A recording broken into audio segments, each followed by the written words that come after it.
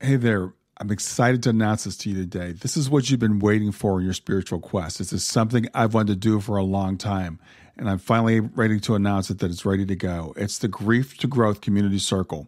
Now, this is a sanctuary where like-minded souls are united in their journey through grief and towards personal transformation. It's more than just a place. It's a beginning. It's a commitment to growth and understanding. Here you're finding not just a community, but you're entering a circle of trust and depth. You're going to engage with interactive coursework. You'll dive into exclusive podcast episodes and partake in discussions that illuminate the path from mourning to empowerment. This is a realm where every question is honored and every individual's journey is validated. To be part of this exclusive circle, visit us at grieftogrowth.com/community or look for the chat icon at the bottom of every page on the main website. Remember, the entry is a privilege because I want to ensure that every member is as dedicated and genuine as you are. You must apply to join, but the journey within is worth every step. So go ahead and join us today. Check it out, grieftogrowth.com/community, and I look forward to seeing you there. Hi there. Welcome to Grief to Growth podcast. Your host is Brian Smith, spiritual seeker, best-selling author, grief survivor, and life coach. Brian believes that the worst tragedies of life provide the greatest opportunity for growth. Brian says he was planted, not buried, and he is here to help you grow where you've been planted by the difficulties in life. In each episode, Brian and his guests will share what has helped them to survive and thrive. It is his sincere hope this episode helps you today. All right. Hey, everybody. This is Brian Smith back with another episode of Grief to Growth. And I've got a very special guest with me today. This is Mary Terehune. And if you watch the show or listen to the podcast, that name may be familiar to you. Mary was on, I want to refer back to episode 46. It was in January of 2020 this year. So I'm going to encourage you to go back and listen to that episode. It was a fascinating episode. But today we're going to talk about some very specific and some very timely things. So first I want to introduce Mary. She's a Hay House author of the book Out of the Blue, True Life Experiences of Awakening, Revelation, and Transformation, sharing her personal journey of spiritual awakening, mystical encounters and visions, as well as the message given to her for all humanity. She's been involved in the healing arts for over 40 years, beginning as a registered nurse who journeyed into natural systems of healing, including homeopathy, reiki, massage therapy, and meditation. And Mary, in that book, talks about these enlightening experiences that she had and some messages she was given for humanity. So I thought in these times we're going through right now, I'd like to talk to Mary about how those messages apply to the times we're going through today. And also Mary was given a lot about homeopathy, which is a system that can support some of the things we're also doing. So we're recommending, and I want to say this off the top, that you follow all the advice given by the CDC and your medical doctors.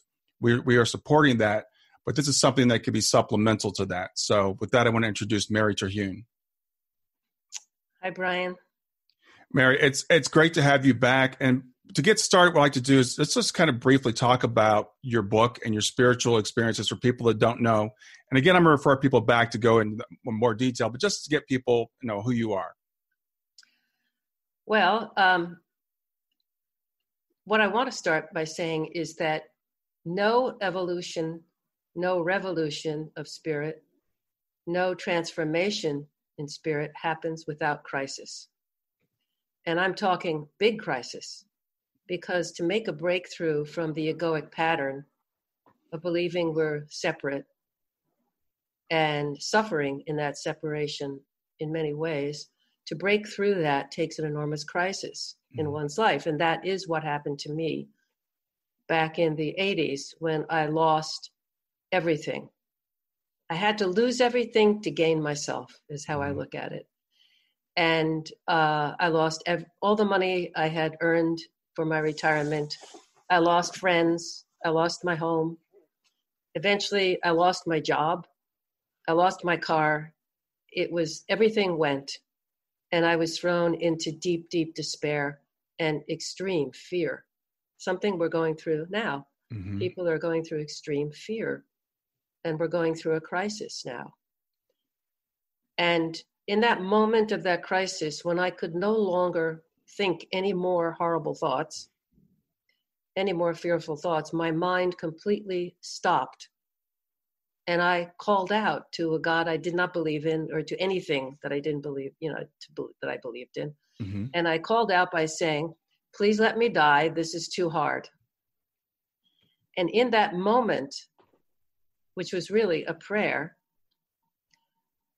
light entered my room in the living room. And this light began to speak with me, and a peace filled my heart and my being. And the first thing he said was, now do you see that all forgiveness is self-forgiveness? And he spoke seven revelations to me. I recognized this being as the Master Jesus. Mm-hmm. I was raised Catholic, but had left that a long time ago because I felt it separated people from each other, and I didn't believe in that. And when he spoke to me these revelations, it was really, I felt him as a great spiritual master, a wise being who, in the end, wanted us to tell us that was all about light, and this light of divinity lived within us. And as he spoke these 7 revelations on the ego, on disease, and other things, Mm-hmm. which is in the book, of course, Mm-hmm. he opened up my whole chakras. In other words, he opened up this energy system within me, this divine energy system. Of course, I didn't know at the time that this was the Kundalini, the energy that's dormant within the bottom part of our chakra system. Mm-hmm. But I experienced it. I had sort of vaguely heard about it at that time. I was working in a hospital in research administration in Boston. I was attending my 3rd year of massage school, because instead of going in to become a clinical psychologist, I ended up going into the healing arts. Mm-hmm. in that way, and the other healing arts. And it was shocking to me, but yet it felt so familiar, and it felt more real than real. And I had never known about this, heard about this energy in my life growing up, of course. And I knew that this is what I wanted, but I had no idea that this lived inside me. Mm-hmm. It would take me many years to assimilate and understand what was given to me. A few years after that experience, and I explain it very deeply in the book, I don't want to go into it too much now because people can listen to this in that other interview I did with you. Yeah. I don't want to get, bogged down in that, but it was quite so phenomenal. It changed me forever, opened me to a love I never knew existed inside me. He opened the 3rd eye, and I could see things that I couldn't see before, like the Mm-hmm. photonic light behind the universe that creates the universe, Mm-hmm. which some call consciousness. I call it consciousness as well, but it's divine in nature. It's a dynamis, a dynamic force of intelligence that lives in us as us. Later, I would discover that that was my true nature. At that time, I thought it was, what is this about? I recognized it, but I didn't completely assimilate it, knowing that this was the true nature of humanity. Mm-hmm. And I was sort of stepping back and forth into the egoic structure of fear. The egoic structure starts with fear, and then it goes downhill from there. Mm-hmm. Pride, ego, all of those things, jealousy, thinking other people are different than us, Mm-hmm. and therefore I can treat them poorly. It had nothing to do with me. And many of these other aspects of egoic structure. And from those egoic structures, of course, we created world structures. We created our world structures that said, in this world, all of our structures, our medical structures, our financial structures that said, I can have a lot, but there's not enough for you. Yeah. Those are egoic structures. I can have this, but I cut the line off for you. These people can have this, and you don't get that. Yeah.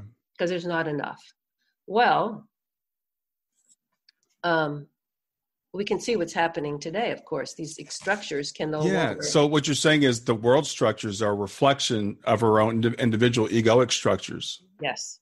Yeah. That's what I'm saying. And a few years later, I I was really yearning to find a pair of eyes in a human form that could help me understand what happened to me. And by serendipity, and I talk about it in the book, I'm not going to go into it now because I have so much else to say. Yeah. Serendipity, I met a monk, and this monk was an enlightened being.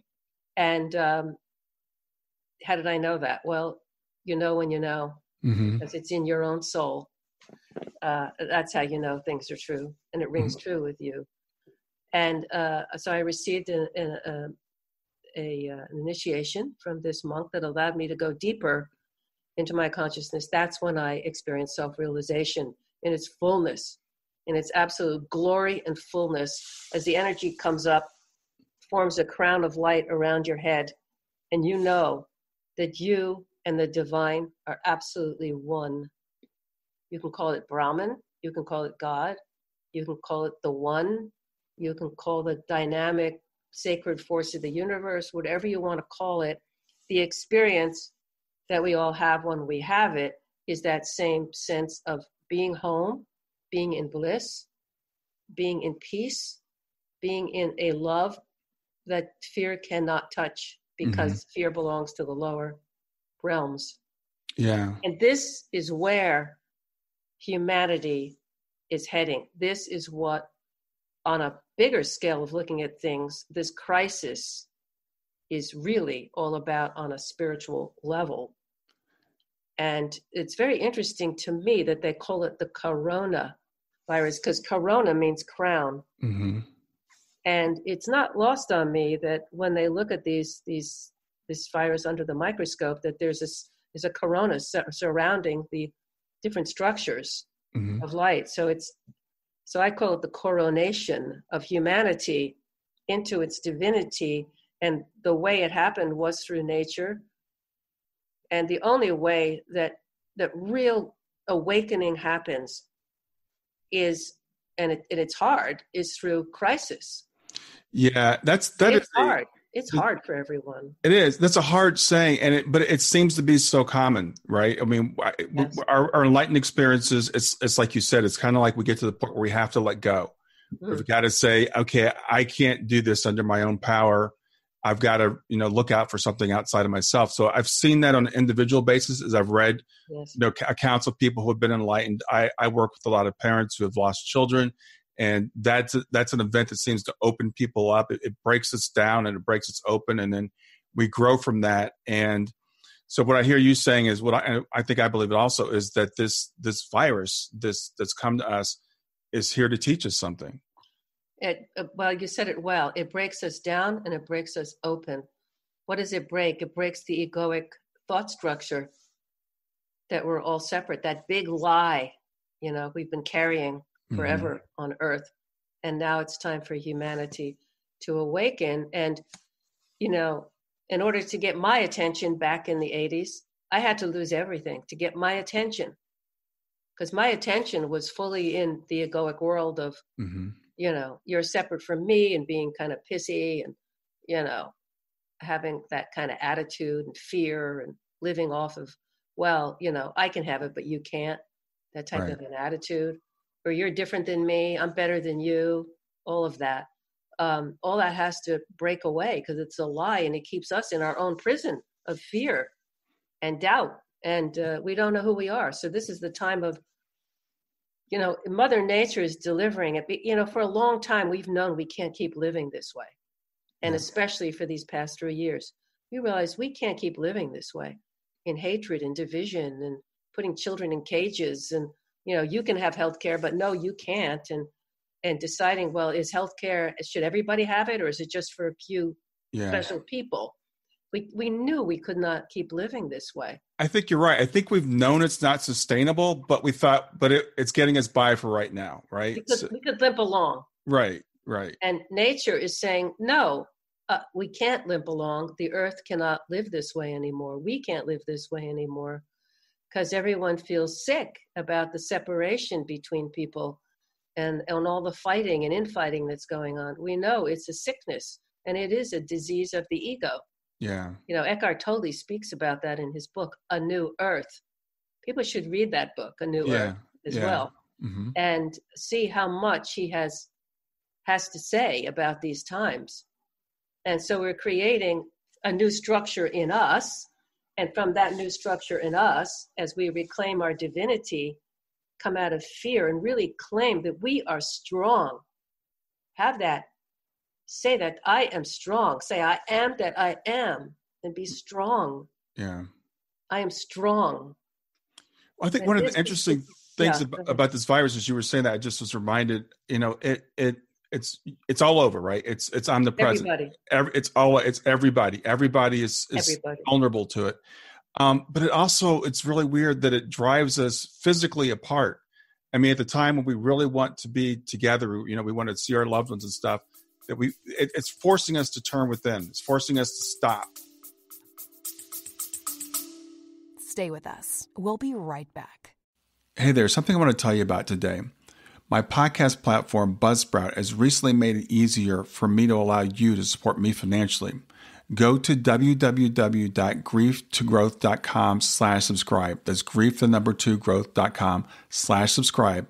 And once you're there, you can sign up to support me financially. Now, you can do it for as little as $3 a month, or of course, as much as you'd like. If you do that, you'll get access to bonus episodes, and you'll see those in the regular feed. They'll have a lock on them. But when you become a subscriber, you'll actually get access to your own private feed, and you'll be able to listen to the regular podcast along with the bonus podcast for the subscribers. I want to thank you for listening. I want to thank you for sharing the podcast. And I want to thank those of you who support me financially. Have a great day, and on to the episode. That's the point, telling us to stop. I would say it's forcing us to turn within, as you say, and stop and question everything in our lives. I mean, people are going through their lives right now. What is this all about? And people are beginning to change inside. We're putting down our phones, and now we're interacting with our family members more, hopefully. I think that's true. And going out for walks together in families, going out, for the people who are in your home, not others. Yeah. And then going out for walks by ourselves and keeping our social distance, and following all those rules that the CDC has said. That's very important to do that. We're having an appreciation for germs, viruses, and how they play a role in our health and well-being, and how being balanced in ourselves is very important. How to not get out of balance with nature, because this virus came from nature. I think it's Dr. Francis Collins, who's the director of the NIH.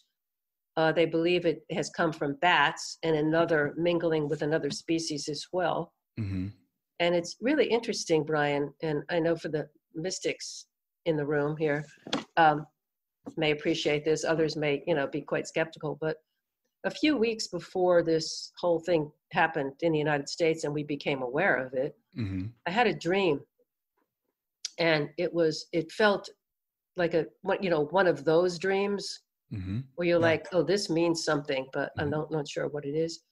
In this dream, I was in a building, and I was in a room, and it was like a classroom.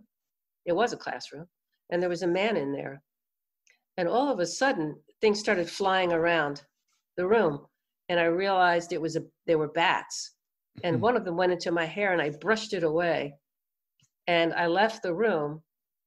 And when I left the room, the door was left open a little bit. And I thought that man should close the door because bats could harm humans. And sure enough, only to find out that Dr. Collins is saying this came from bats. Yeah. So it's like a forewarning of something to come, but I didn't know what it was. And when all of this broke loose, and then I understood that very strange dream. And the interesting, in Ted Andrews' books, In the Meaning of Animal Speaking, bats have to do with an initiation. And we, humanity certainly is being initiated into its divinity if we can understand it from that point of view. And this, what's happening in humanity is extraordinary. And any transitions of this magnitude, which has never happened on this planet before, is fraught with difficulty. And coming together in love and being kind. I've noticed people are kinder. they're moving more slowly, more thoughtfully. And I noticed that across the board.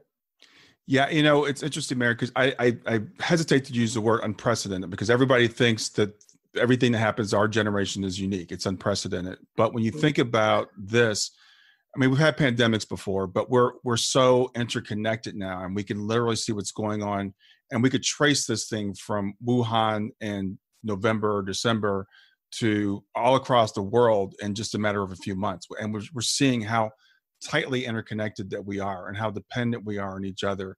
And it is, as I said, it's forced everyone in the world right now is focused on this one thing. We wake up in the morning and we think about this. It's on all of our lips. It's on all of our minds. So when has the world ever been so focused on one event? We see a tsunami in Southeast Asia, and we go, that was a tsunami. We see a war somewhere, that's somewhere else. This is in our neighborhood.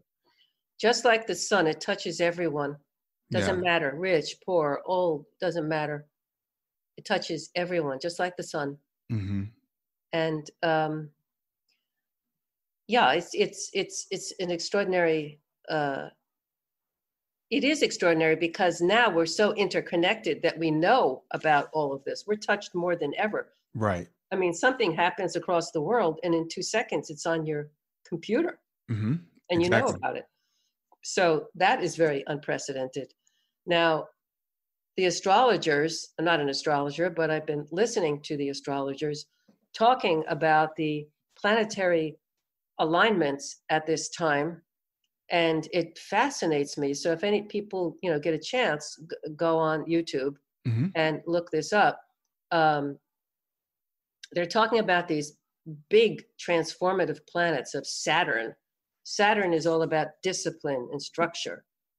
Saturn, and I'm just going to look at my notes because I'm not an astrologer. Yeah. But Saturn and Jupiter being conjunct in Earth sign, Capricorn. Capricorn is all about Earth, material structures. And when Saturn and Jupiter come together in these Earth signs, in these conjunctions, very tight alignments, things happen. For example, in the Industrial Revolution happened around the 1800s when Saturn and Jupiter came into the Earth sign of Capricorn. That's when we had the Industrial Revolution. Heavy machinery, fossil fuel, coals, everything heavy. We came into, in terms of medicine, we came into drugs and penicillin around, the 1900s, and all of these earth material substances. And now what's happening is Saturn, what's happening this time now, from my, excuse my astrologers if I get this wrong, but it's pretty close. What's happening now is Saturn and Jupiter are conjunct in Capricorn, and Pluto, the planet of death, rebirth, and initiation, has joined in.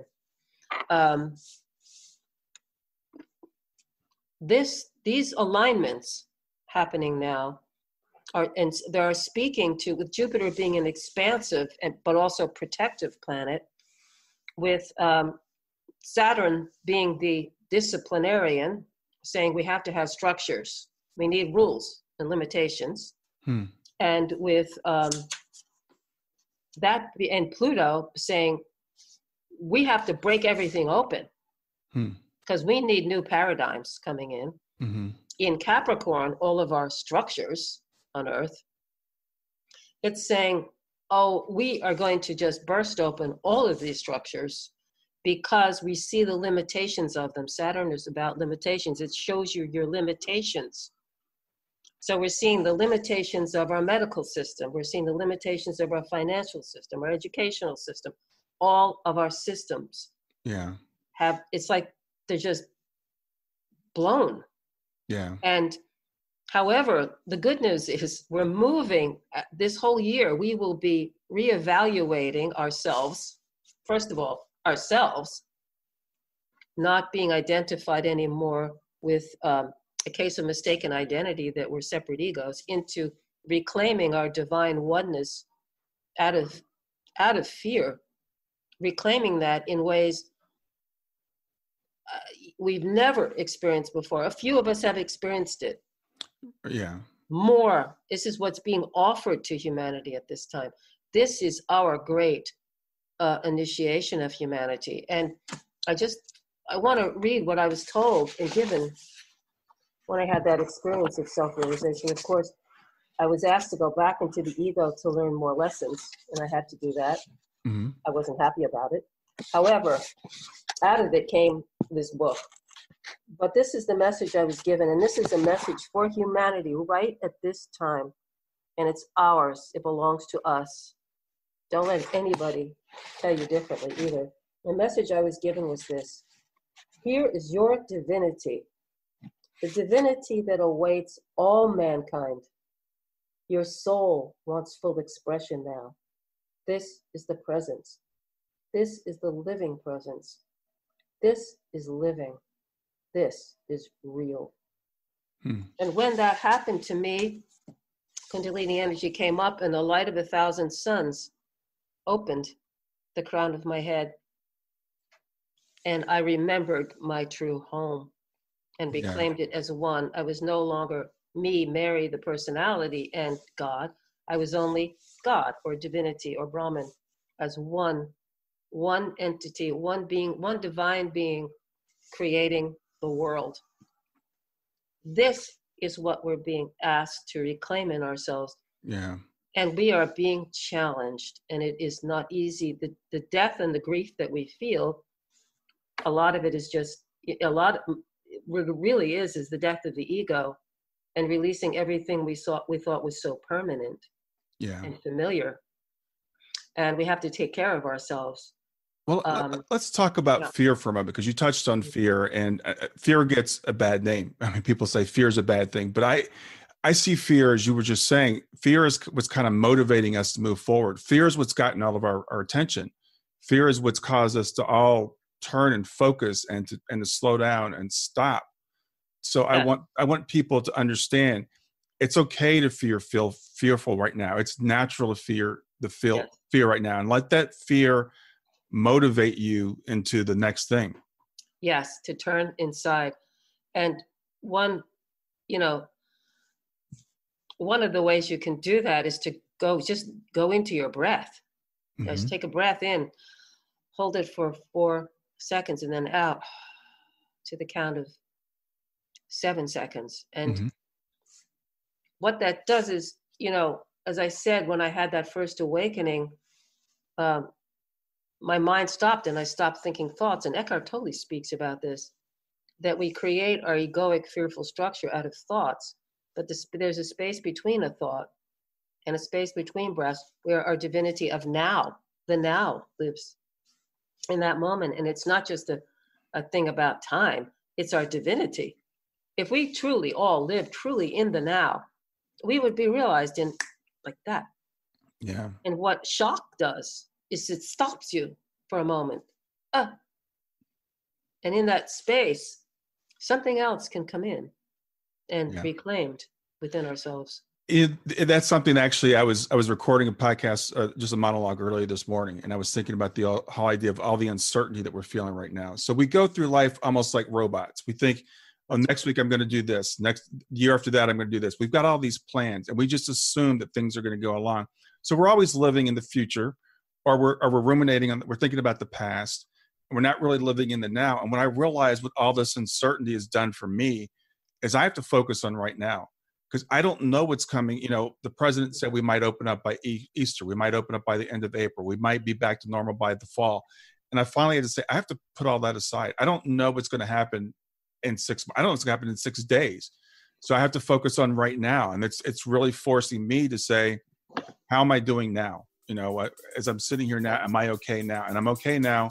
And I don't know what's going to happen, next week. Stay with us. We'll be right back. Hi there. I'm really excited to tell you about my latest ebook. It's 4 lessons that you can learn from the near-death experience without going through all the trouble of dying to learn them. I've been studying NDEs for several years now. I am completely convinced that not only are they 100% real, but that there's some very universal wisdom that we can get from the near-death experience. And I've distilled that down in this book into 4 short lessons. And I've also given you all the reasons why I believe that NDEs are absolutely real. So go to www.grieftogrowth.com/NDE lessons to pick it up for free. www.growth.com/NDE lessons. I hope you enjoy it.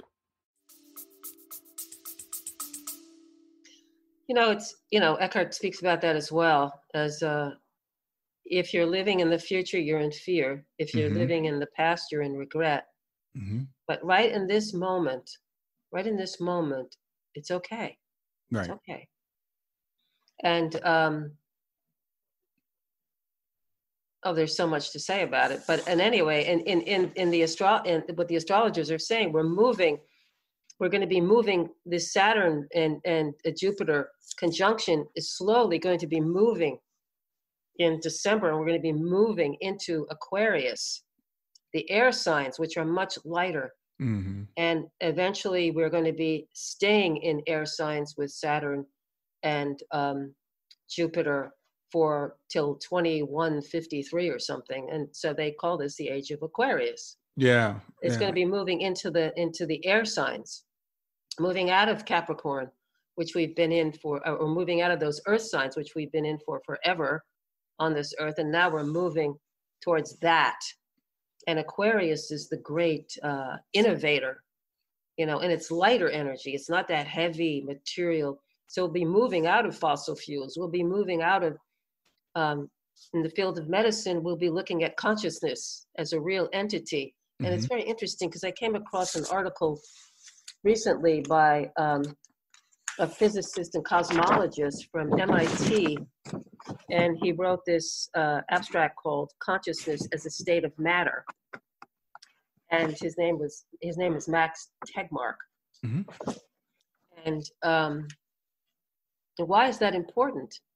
Because if we're moving into consciousness as the new, let's go to light bodies, then we're going to need to move into a system of medicine that not just works on a material level, but works on with the dynamis of the body. But first you have to recognize there is a dynamis, that there is something called consciousness and that it's quite real. Right. And I suppose that's where other modalities, of course, the acupuncturists work with this energy of the body, right? The homeopaths work with the energy. Homeopaths don't treat, of course, diseases. That's not what it does. But it works with the dynamis, the energy of the body, through a law called like yours like, and and these remedies are made from nature, and they're only existent on a nano form, so that there's no material in it, and all they do is act as a catalyst for your intelligent immune system to heal itself through the innate law of like yours like. So that's a new paradigm. Yes. So we are going to be coming into new, and of course I love my system of medicine. I love all the surgeons and the nurses and the doctors. They're my brothers and sisters. That's where I came from, Yes. So we have to have intelligence about when do we use what. Right. What can we use now? Right. And this is where homeopathy can be supportive of us. And I've heard some energy healers put it as, if I break a leg, I'm going to go to the hospital and get my leg set. But if I've got a systematic type of thing, I'm going to use something like an energy healing, like a homeopathy or Reiki or acupuncture or something whatever. like that. So, I believe as we wake up to these new paradigms, and it's hard for people to change, because the first thing you want to do is hunker down and hold on to your old paradigm, because that's where you feel you're secure. Right. But in the truth, when you open up and allow other paradigms to come in that can be supportive, it's not that you can't work in both. You work in tandem. You work together. Right. So homeopathy is great to help perhaps prevent your system from being overwhelmed. Right. And if you need to take whatever drugs you need to take them. Right. I mean, we have to learn to work together to support each other. And I hope, homeopathy was once part of our medical system in the United States. It's used all over the world. It was once part of our system. Mm-hmm. And some thought they didn't like it because they didn't understand the science behind it. But now we're catching up. Our science is catching up with it, especially when you have somebody like the physicist talking about consciousness as a state of matter, to Mm-hmm. recognize it as a real force in our dynamis. And for me, on a spiritual level, but because I've experienced so profoundly this consciousness, that its nature is an intelligent, divine nature. Mm-hmm. And I was recently reading about Dr. Francis Collins, who's the head of NIH. Mm-hmm. And he wrote a book called, he wrote a very interesting book. I actually met him many years ago. He wrote something called The Language of God. A scientist presents evidence for belief. Okay. And he believed that there was really no separation between science and, he called it religion, I call it spirituality. Mm-hmm. And I believe those two come together in consciousness, recognizing consciousness as the dynamic force that's in the body. And people who've had near-death experiences like I have had, and many have had, realize that you can't die. The body drops away. Yeah. And wait a minute, I'm still alive. I just don't have a body. Yeah. I can communicate, but it's different. Yeah. On a different way of communicating. And so that's by air. And so this is, as we're moving out of these strong planetary forces in earth signs, especially Capricorn at this time, Mm-hmm. we're breaking open the old paradigms. I mean, these old paradigms are going to challenge us as to whether you're going to be open to it or not, or you're going to shrink in fear because you think your safety rests in the ego. Yeah, and one thing that concerns me is I've already heard people. I'm in Ohio now. We've been on lockdown for about 2 weeks. Yeah. And people are saying already, I just can't. I want to get back to normal. I can't wait to get back to normal. So the ego is not normal. Yeah, I say the ego is not normal. That was the issue. Yeah, and that's the thing. I was saying, and I hate to even say this, I think this virus is going to be here long enough until we learn whatever lesson it's here to teach us. And I'm not sure we're there yet. I mean, we're in the midst of it. We want to go right back to where we were. We want to just. And we can't, because it's not good for us. In fact, in actuality, consciousness wants to know itself. Mm-hmm. So you could say that humanity is calling forth this self, this awakening from itself, whether it's aware of it or not. Some people are aware of that and some people aren't aware of it.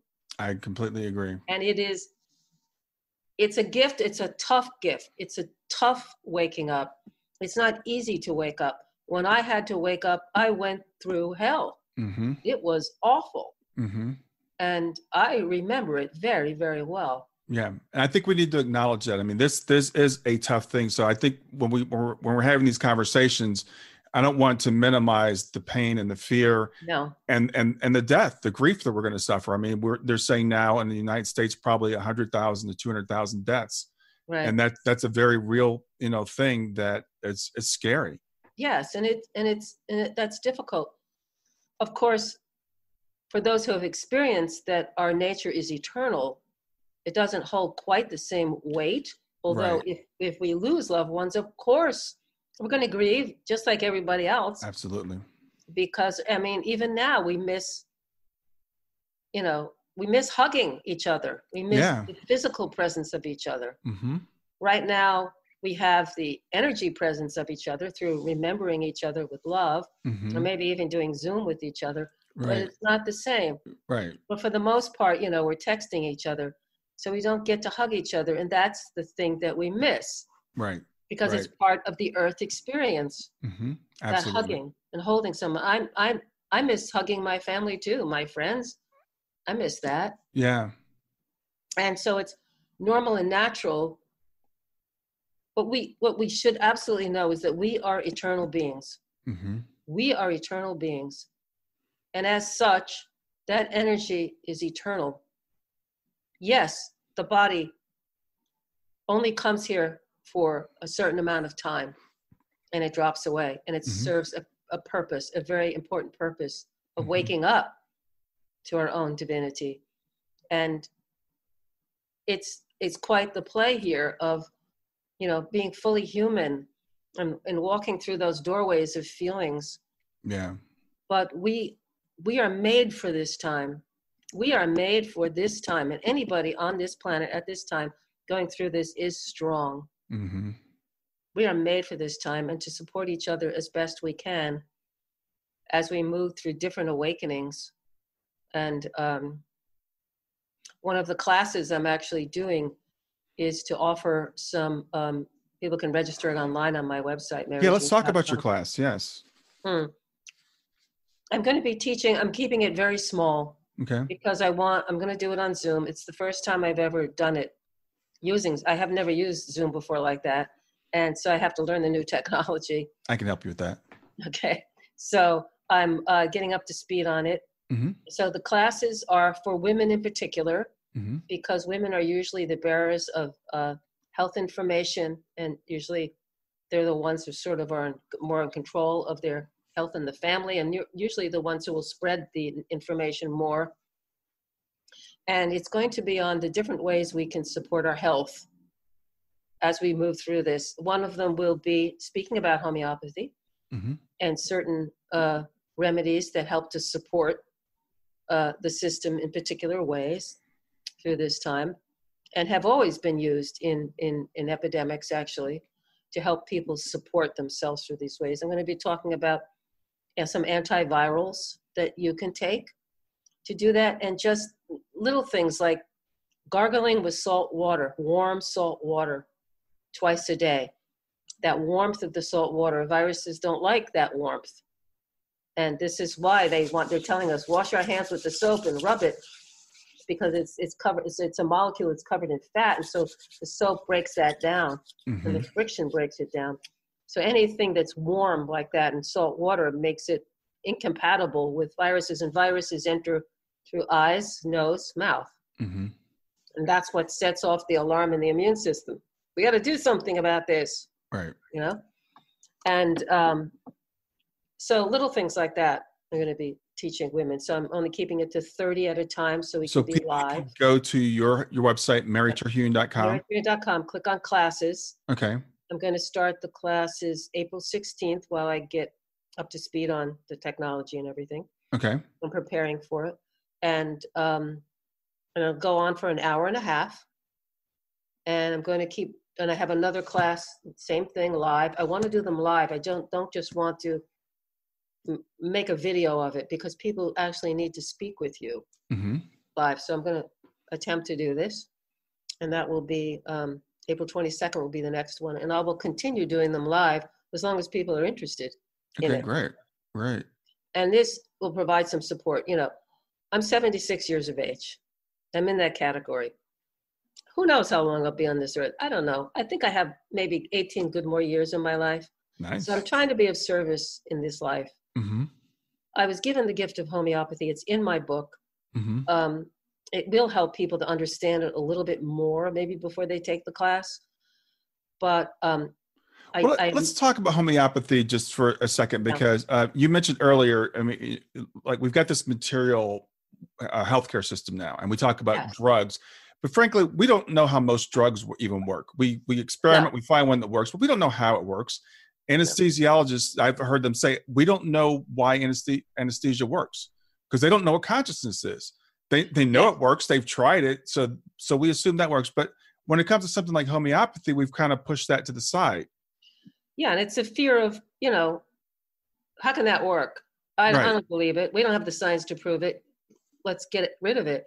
But, as consciousness becomes more of a real factor, mm-hmm. as a type of matter, mm-hmm. this is going to improve our healthcare system. This is going to improve how we prevent diseases. This is going to improve how we use that model so that drugs are not causing so many side effects and deaths in people as they do. Right. And this can only improve everything we already have and open up to this new paradigm. And so I'm excited to see what will happen as we open up to this understanding and paradigm.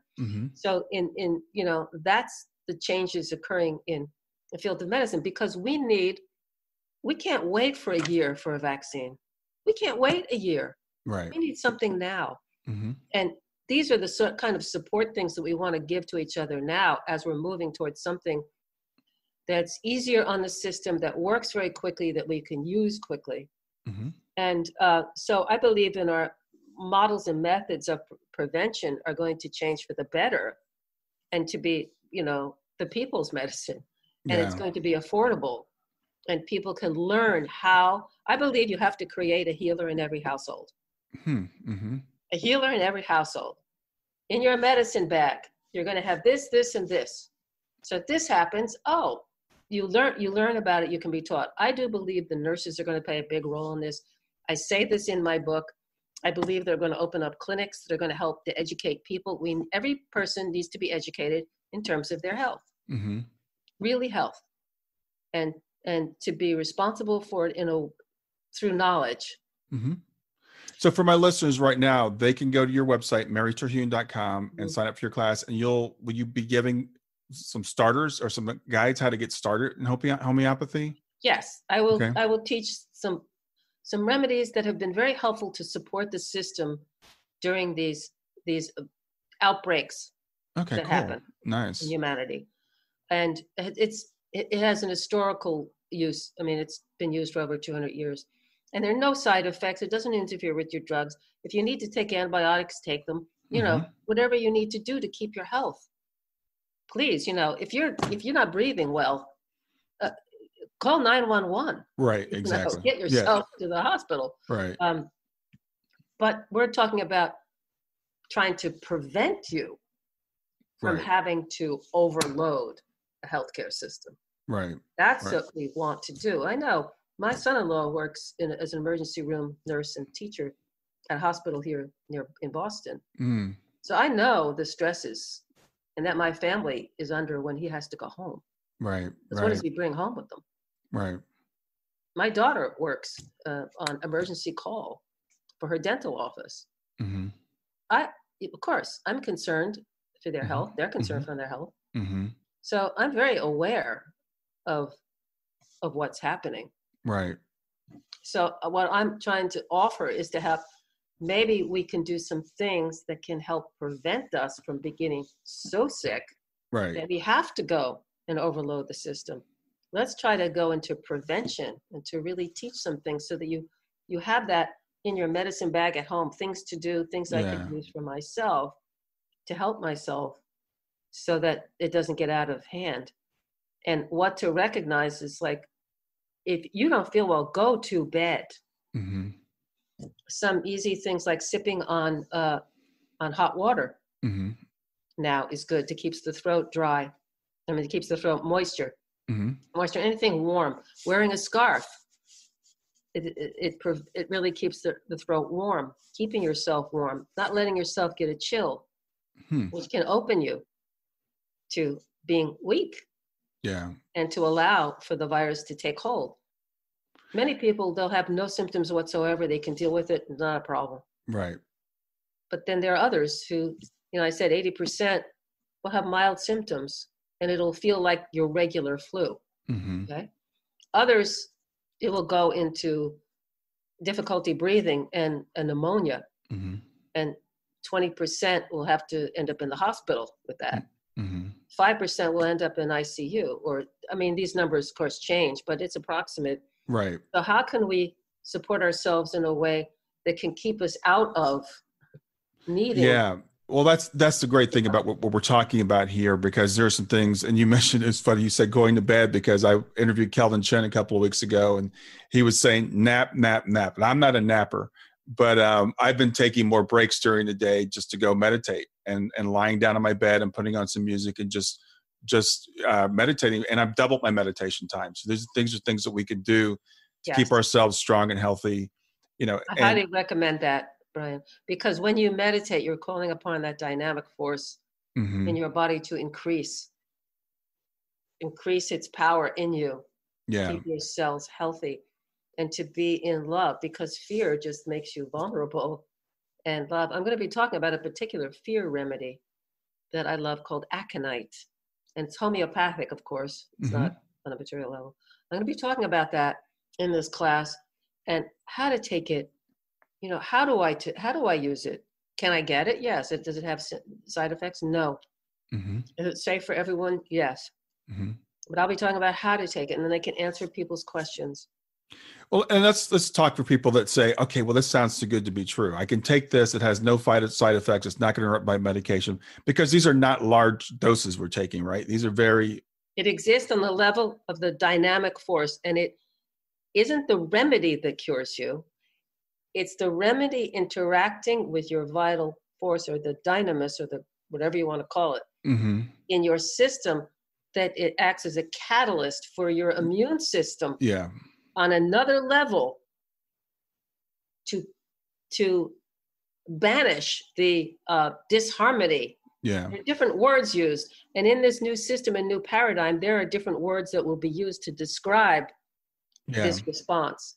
Well, I think catalyst is a key word there. And me being a chemical engineer, I understand that word. Some of my listeners might not understand what a catalyst is.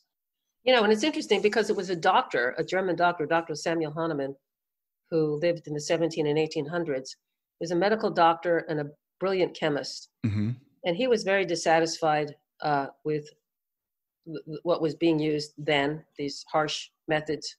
And many people would die from these harsh methods, like, baths of mercury, syphilis. And he became so disheartened that he embarked upon a different way of healing. And he discovered this by serendipity, this law of like cures like, which was written about for many years. And through that process, and being a chemist, he started developing remedies from nature.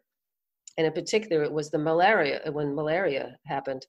He discovered that the cinchona bark had some properties that if you took it on a material level, it gave you the experience of symptoms of malaria. And it was bitter. And he wondered, well, why does this work so he started diluting it, highly diluting it, so that it was no longer existent on a material level, but on a dynamic level. And then he took the remedy himself.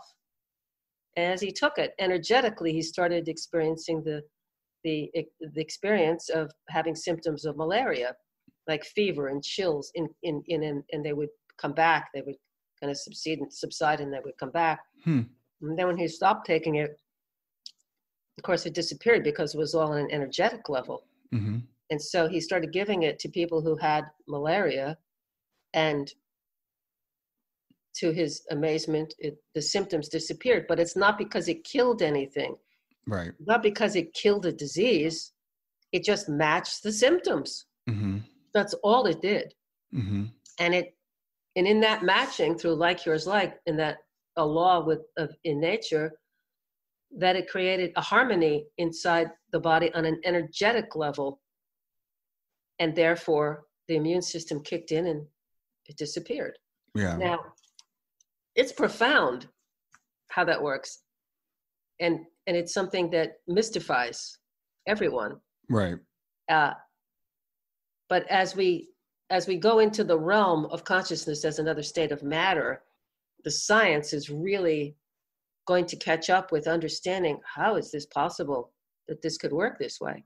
Well, it's interesting because we're having this I'm thinking about the placebo effect, which in medicine we know is super strong. So every drug that is tested has to always be tested against the placebo effect, because and nobody understands the placebo effect. And modern medicine, it's not something that the materials really want to admit, but they have to, and they have to include it in drug trials, because they know a certain percentage of people, if you give them a pill and tell them it will do this, it will do that. And, well, of course, when you give remedies to babies, they don't know what you're giving them. You give remedies to dogs, and they all get well. The harmony's restored, and it's like, oh, it works. Yeah. So so much for the placebo effect. I'm not saying that the homeopathy is just the placebo. That's what they accuse it of. I mean, that's Yeah. one of the many accusations. Yeah, I'm not saying that at all. I'm just saying there are things that we don't understand about There's things we don't understand. And so this whole field, as we move into the air signs, as we're moving in this big conjunction that's going to happen in December, I think 21st or whatever it is. Mm-hmm. It's going to be huge. We're going to be catapulted into, just like we're being catapulted into a new life. Yeah. We're going to be catapulted, for those who wish to.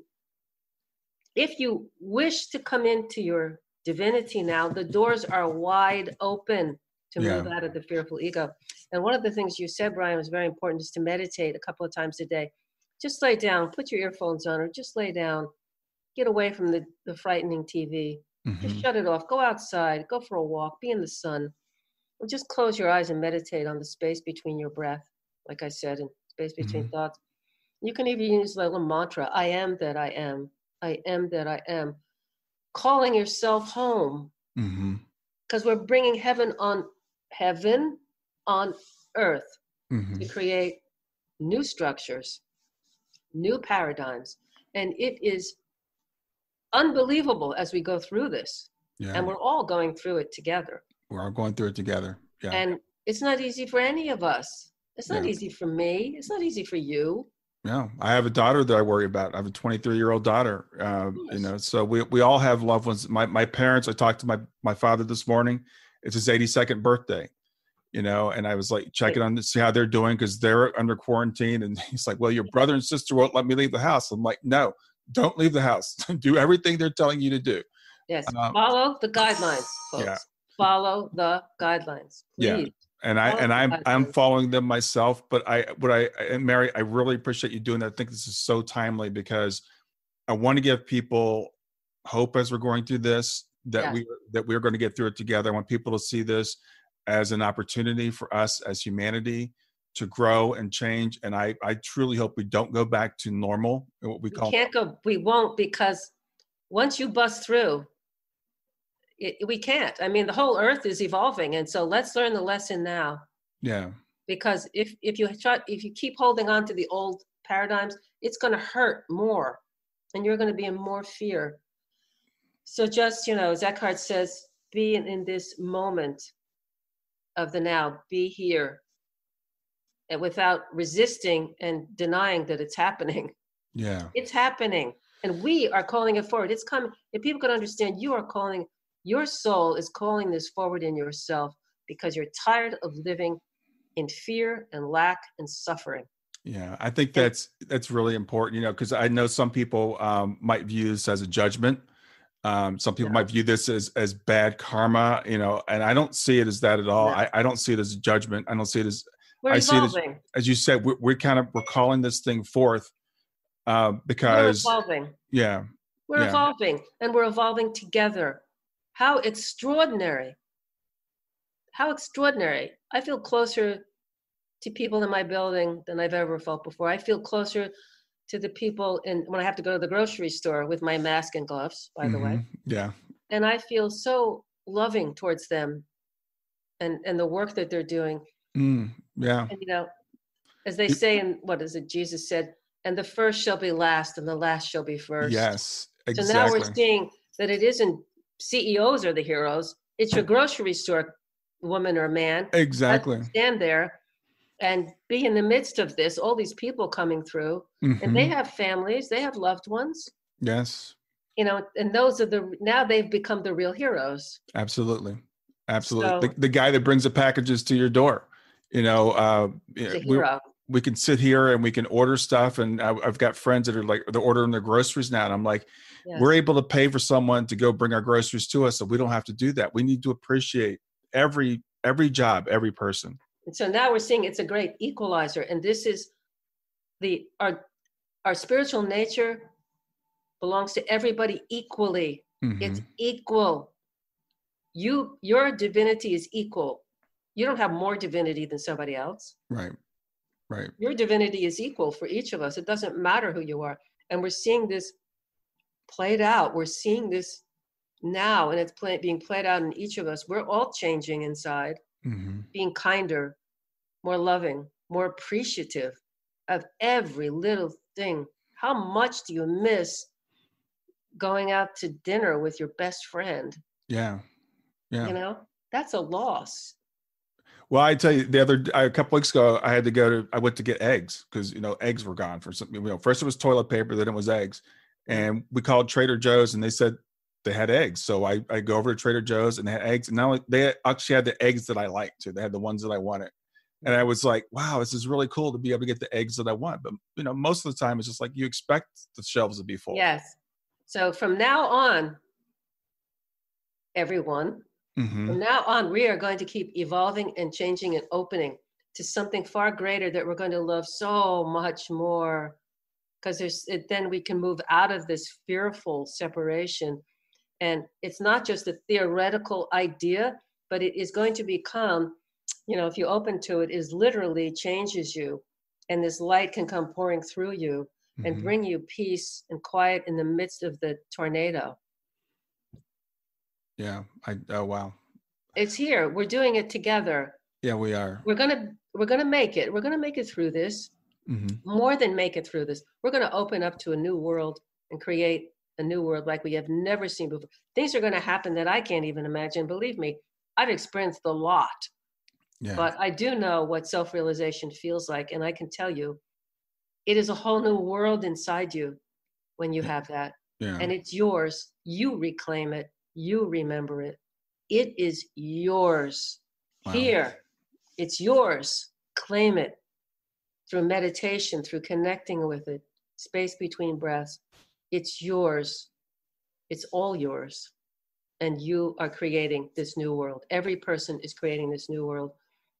And it is incredible. Yeah. And we're all needed, all hands on deck. Everybody. Let's give our gifts as we have them, without fear, without incrimination. Everyone give their gift, whether it's a kind word, a look in your eyes of love, whether it's a painting. I don't care what it is. Yeah. We're all creating something far beyond. Trust me when I tell you, believe me, it is the truth. It is the truth. So we're going to be with each other. We're going to see each other through. And it's more than hope. It's a reality, and it's happening. Yeah. And it's real. And it is real. Here is your divinity, the divinity that awaits all mankind. It's on our doorstep. Well, Mary, I'm so glad we were able to do this today. I want to give your website again and spell your name. It's maryterhune.com. So it's Mary, Terhune. And your classes are starting. We're recording this on the 31st of March. Your classes are starting in mid-April? April 16th is going to be the first one. Okay. As I gather myself together and learn this new technology at age 76, my God, who knew? I am so impressed with you. I can't believe you're 76 either. I had no idea. All learning it. So I just want to, this is what the book looks like. Yeah, the book is Out of the Blue. Out of the Blue. It's a fantastic book of Mary's experience. We just touched on it today. I encourage you to go back and listen to episode 46 from January of this year and to go ahead and get the book.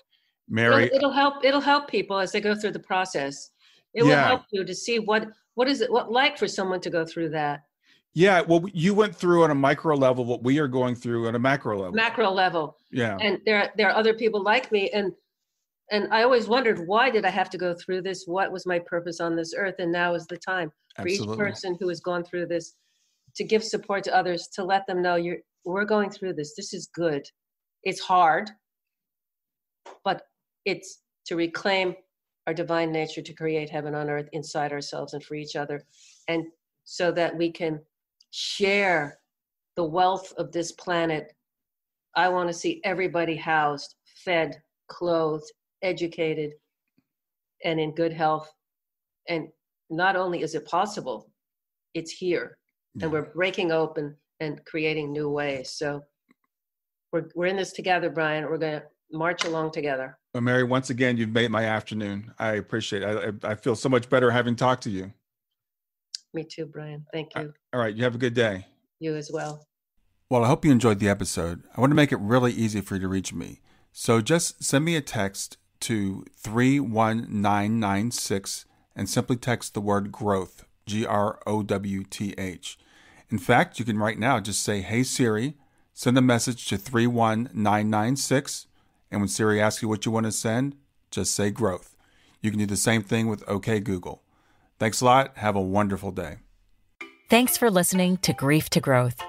Brian hopes that you find this episode helpful and will come back for future episodes. Brian's best-selling book, Grief to Growth, Planted Not Buried, is a great resource for anyone who is coping with grief or knows someone who is. If you enjoy the podcast and would like to support it, there are 3 things you can do to help. The first is to share the podcast with someone that you think it will help. The second is to go to iTunes, rate, and review the episode. The third way you can support the podcast is by becoming a patron. Head over to www.patreon.com/grief2growth. That's patreon.com/grief, the number 2, growth, and sign up to make a small monthly donation.